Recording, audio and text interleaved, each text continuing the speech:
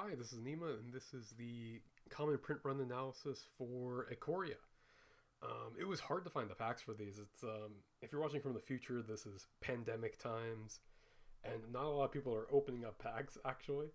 Um, and a lot of the booster boxes were in Japanese. I did find a couple of them that were English printed, which is what I need to do for this particular type of print run that's on 11 by 11 sheets. And I had to look up a lot of pre-release packs to get enough to fill out the whole run. So yeah, looking at the packs, it is the common kind of situation that we've had these days. It's white, blue, red, white in the top run A, and then run B has green and black cards, and then run C1 and C2 will fill out the rest with all the colors and all the artifacts and stuff. And normally I would say that all the strong commons are in run C1 and C2, and that is definitely not the case this time. I've kind of been mentioning to people that I don't think that this set was very well tested for limited. Like, cycling is way too broken. It is insanely broken. And if you look at the way that the print runs have been organized into run A, run B, run C1, run C2, it would kind of back that up. Because there are a lot of really strong cards in run A, and that's usually not what happens. Usually they find out what the strong cards are and they put them in run C1 and C2 so that you can't have too many strong cards in the pack. Like, it's pretty.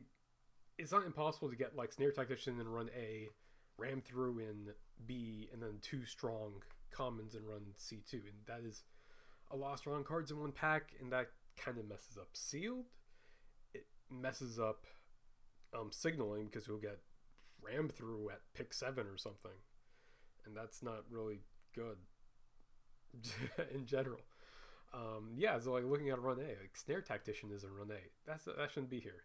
Snare Tactician's probably the best common in the set, and it should not be there. Also, the stuff like there's a bunch of one-mana cyclers in run A. Dragon Stinger's in run A. And Prickly Marmoset isn't here too. Maybe these weren't supposed to be really good. Like, I'd say Forbidden Friendship being here, that might be an accident. I don't think Forbidden Friendship was supposed to be a strong card. It turned out to be that way, but I don't blame Forbidden Friendship being in here. But Prickly Marmoset, that shouldn't be in here. Go for Blood is in here. That's, the fight spell that has cycling 1. That's obviously a very strong card. Snare Tactician's in here. Divine Arrow is a removal spell. And Capture Sphere is a hard, I wouldn't say hard removal spell, but it's a good removal spell. And like Thieving Otter is, this card is just good. Like, this is, in the core set, this would obviously be in run C1 or C2. And Of One Mind is in here as well, which is just an upgraded Divination. That's, I can't really remember the last time Divination was, if it was in run C, or run A. But that's definitely a strong card. Gust of One's a strong card. Frostveil Ambusher is a one-mana cycler. Frostlink is a strong common. It should not be in run A. So enough ranting about that. Okay, I've gone through like what are the strong commons in run A, and all the 6 drops are in here. That's typical. Imposing Mantisaur and Wingfold Terran and Lava Serpent. And this is kind of like a weird inversion, I guess, because the 6 drops are usually supposed to be pretty weak, but because 2 of them have cycling, they're actually really, really strong in this set. Usually, like, run A is cards that you don't want too many copies of, and 6 drops kind of fit that to a T. No matter how good they are, you don't have too many 6. You do not want to have too many 6 drops, so they always show up here. But they're actually good because they have cycling 1 and cycling 2. And usually, I could just ignore run A, finding hacks for it, because all these cards are too weak to even look at. But I went through it because there's so many good cards, and one of the big ones is Snare Tactician shows up with Of One Mind. So if you see Of One Mind in the pack and there's a common missing, someone probably took Snare Tactician, especially if you can tell that a run A card is missing, which is kind of hard to do. If there's like 2 cards from run B and then 4 cards from run C2, then you'll know that either foil was taken or a card from run A was taken. And okay, so I'm just going over run B. I spent so much time on that. Run B, same thing I was talking about before. There's Ram Through in here. Ram Through is clearly the best green common, so why is it in run B? That's unusual. Deadweight's in here. Deadweight is really good. Even the bad Deadweights Like debilitating injury are really good. So why is Deadbait in Run B? There's also Bushmeat Poacher and Cavern Whisperer, which are good cards. Whisper Squad, Breakout Common. This is kind of like Forbidden Friendship. It's probably a lot better than Forbidden Friendship, but it's another card that I'm not surprised to see this put into a weak run. But maybe it's supposed to be good, and they knew it was good, and they put it in Run B, or someone crazy put it in here. I don't really know. I couldn't get the order figured out for Run B because it's hard to do, and so it's gonna go over to Run C1. C1 has a lot of interesting things going on. Oh yeah, so it's a sign of, usual times. Blood Curdle is the best black removal spell, and Pacifism is the best white removal spell. Rumbling Rock Slide is a really good red removal spell. Like, these cards are the ones that I expect to see in C1, and they make me feel like things are back to normal. But I can't forget that Run A and Run B had broken commons in there. Something that hasn't happened in a long time. There was a color order in here. It's not perfect because there's one fewer white card than every other color in this run. So there's a couple spots where white got skipped over. But if you look, you find Rubgwa. There's a red card, a blue card, a black card, a green card, a white card. And then we have the same thing, Rubgwa.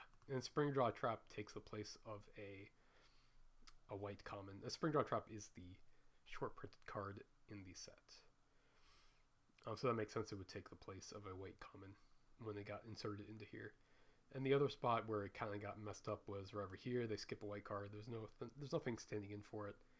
And then the other thing that messes up my whole color order theory is that according to the order, it should go Essence Scatter and then Memory Leak. It should go blue card and then black card, but this kind of just messes it up. I don't know if because everything else fits it perfectly.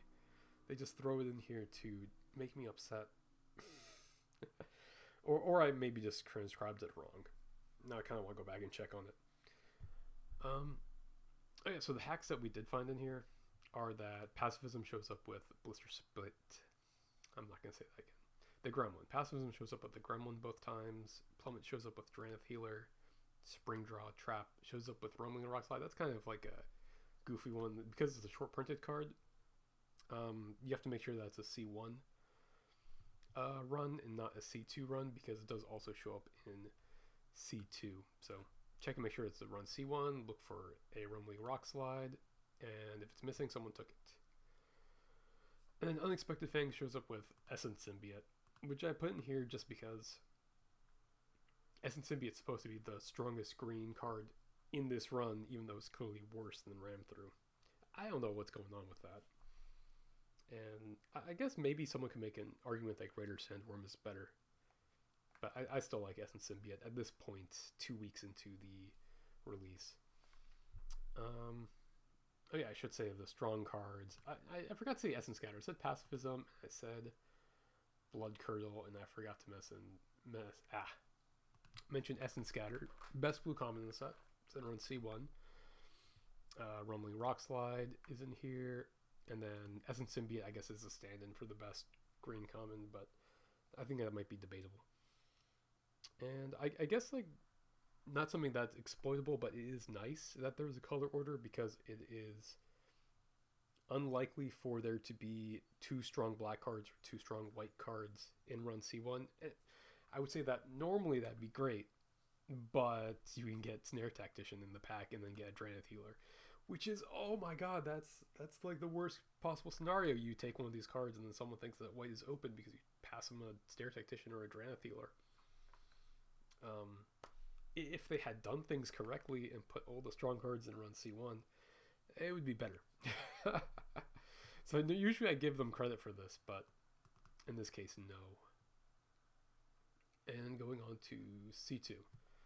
Every card shows up 3 times in this run, so it's harder to find something exploitable, but I did notice there was Crystation, Fire Prophecy, Savai, Sabertooth, so you can find Fire Prophecy in between those 2 cards here and here.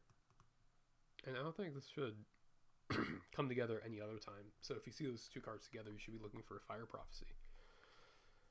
And there wasn't any order going on here exactly, but there was green and black show up together and red and white show up together in pairs.